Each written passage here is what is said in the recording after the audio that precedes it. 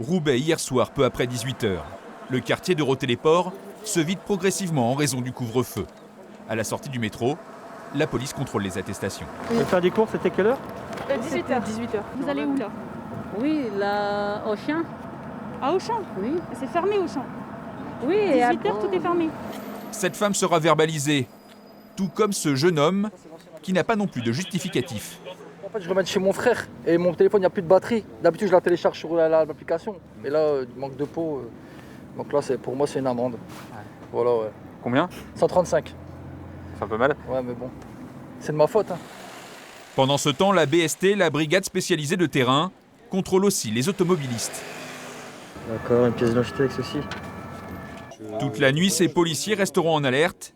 Dimanche, en début de soirée, ils ont découvert un restaurant ouvert illégalement, avec une dizaine de clients attablés. On verbalise évidemment les personnes qui pourraient se retrouver à l'intérieur de ces établissements. Les gérants peuvent être également placés en garde à vue sur la base du délit de mise en danger de la vie d'autrui. On l'a fait pas plus tard que tout à l'heure dans un appartement où une fête était organisée avec 35 personnes. Donc effectivement, on est également très vigilants.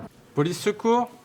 Des appels pour non-respect du couvre-feu arrivent souvent ici, au 17, à Lille, qui envoie ensuite les équipes sur le terrain. Globalement, on a des signalements qui nous arrivent sous forme de tapage. Et c'est lorsque l'on intervient sur place qu'on voit s'il s'agit effectivement de non-respect des normes sanitaires ou d'un simple différend de voisinage parfois.